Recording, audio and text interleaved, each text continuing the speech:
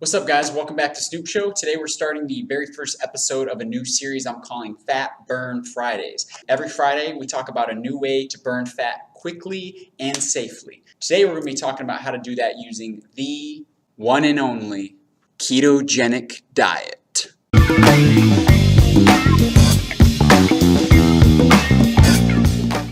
Alright guys, we're in the classroom today talking about the ketogenic diet. So first thing to talk about is, what is the ketogenic diet? First thing is, it's not as much a diet as it is a biochemical goal, which is to get into a state of nutritional ketosis. What this means is that instead of running primarily off of glucose at the cellular level, your body is actually burning its own stores of body fat, burning them and turning them into small fatty acids called ketones and using those as fuel. The cool thing about ketones is they're actually a much more effective fuel than glucose, which means that when you get your body to burn them, not only are you going to lose fat, but you're going to have increased mental performance, increased physical performance, less of a caloric need, better sleep quality, better mood, and better focus throughout your day. So let's talk about how to get into ketosis. Number one is what you do need to eat. We're looking primarily for a fat-rich diet. High fat, moderate amounts of protein.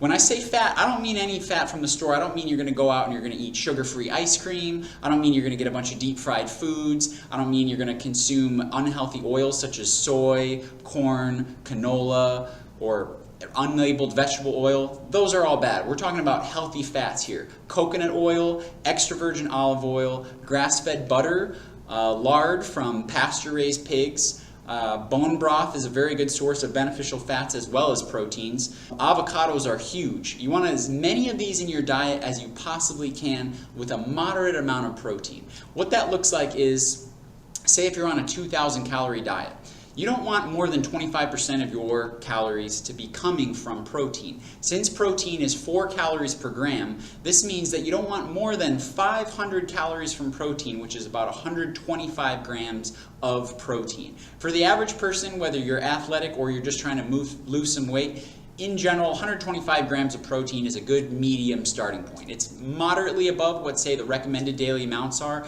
but a lot of those amounts are actually based on very low standards and minimums. So when it comes to protein, shoot for about 100 grams, especially if you're going for weight loss. You definitely don't want to push it too far past that because you're really not going to need it.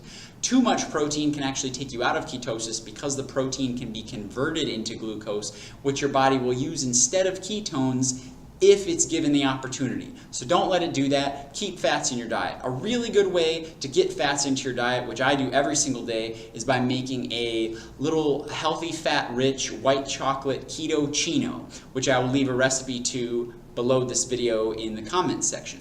So basically what it is I take some really good, organic, clean, mycotoxin-free coffee beans.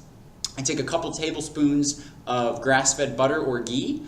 I put in about a tablespoon of MCT oil, which is a really concentrated version of coconut oil, which really accelerates weight loss, as well as provides all sorts of other benefits for fighting fungal infections and just fueling the body in general. Then I'll put in about a tablespoon of cocoa butter, and I put in about, 6 or 7 drops of stevia, depending on which one I'm using. And so this makes a nice little sweet, delicious way to start the morning. I get all the antioxidants and the benefits of the coffee plus all the fats mixed in. And the cool thing about coffee is it can actually double ketone production. So if you're already, after a few days of being on this diet, find yourself tiptoeing into a state of nutritional ketosis, coffee is a great way to start your day and super boost those levels so that you can really notice the benefits and really notice the fat loss. So again, high amounts of quality fats, moderate amount of protein. Now, what you don't want to eat is carbohydrates. This is probably the foundation of the ketogenic diet, is not consuming carbohydrates at all. A lot of people will say that you can have up to 20 grams. Some people will say they can stay in ketosis up to 50 or even 100 grams, depending on your body type and athleticism.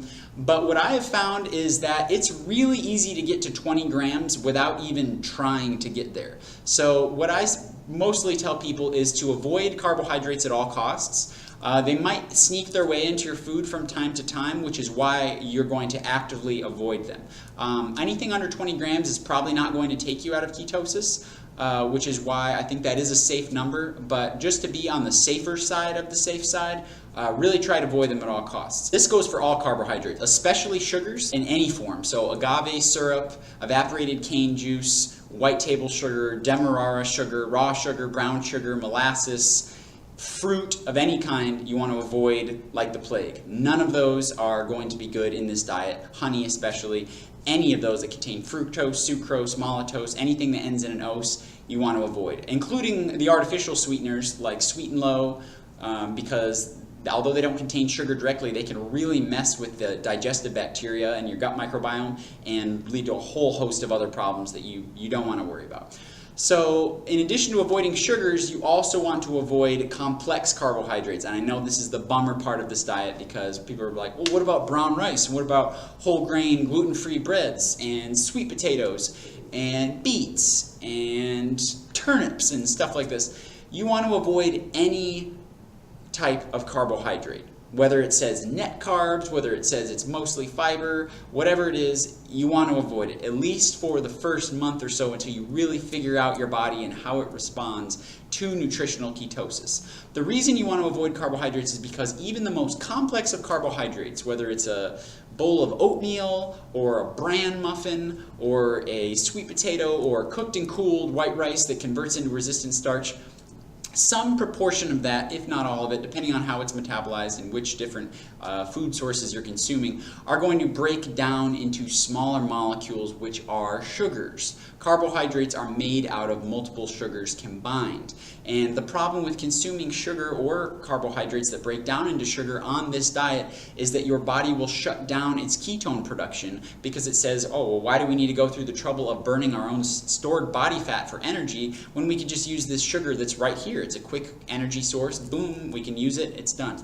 So if you're trying to burn excess body fat or any amount of body fat, you can't be consuming carbohydrates if you're trying to stick to a strictly ketogenic diet. Number 3 is timing. When you eat can sometimes be as important as what you eat. And in case of the ketogenic diet, this is especially true. So you guys have probably heard me talk about intermittent fasting before. If you're watching this video and you're checking out the ketogenic diet, you probably at least heard the term before. So just to briefly summarize what it is, intermittent fasting is when you take your eating window and you shrink it down to 8 hours or less. What this means is that when you have your first bite of food, no matter what time of day it is, you set a stopwatch or a clock or a mental alarm or whatever you need to do to make sure that you do not have a single calorie outside of the window of 8 hours past then. So if I had my first calories at, say, 9 o'clock in the morning, this is around the time that I usually have my morning high-fat keto coffee that I was telling you about earlier. If I have that at 9 o'clock, that means I can't have any calories after 5. And what this does, there's a bunch of things that this does, but in terms of fat loss, what it does is when you only eat for 8 hours, that means you have 16 hours with no calories whatsoever. So this is going to kind of teach your body to realize that, oh, I, as a body, can't always rely on a constant source of glucose every couple hours to keep me fueled. Instead, I need to explore other options. And when you deprive yourself of glucose that's coming from the carbohydrates, and you just shrink down your caloric window into 8 hours, and during those 16 hours, that's when your body is going to really learn how to burn its own fat as fuel, which is exactly what you want to happen if you're trying to lose weight. So I would recommend playing around with it a little bit. You can start with an earlier meal and end a little bit early, or you can fast for the first several hours of the day so you can have dinner around a normal time. This is what I do. I like to get up in the morning, and in a fasted state is when I like to do my workouts. This helps as well. So you don't need to work out every day to lose weight on the ketogenic diet. In fact, you don't have to work out at all to lose weight on the ketogenic diet, but it is going to greatly help you if a couple times a week you engage in either some really high intensity resistance training, like lifting weights with compound movements like barbell squats, front squats, deadlifts, bench press, and shoulder press. The big heavy exercises that use a lot of muscles, those are called compound movements. Those are going to burn the most calories, and those are going to push your body into releasing higher amounts of growth hormone and testosterone, which are in turn going to cause your body to burn even more fat through ketosis.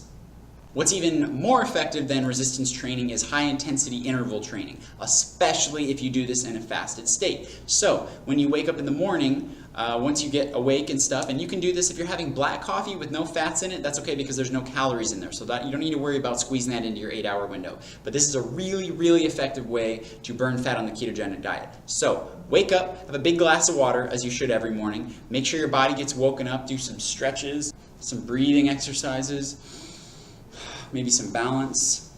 And once you're ready to go do some type of very high intensity cardiovascular training. I like to do hill sprints in particular, but you could also do burpees. You could do exercises on a heavy bag.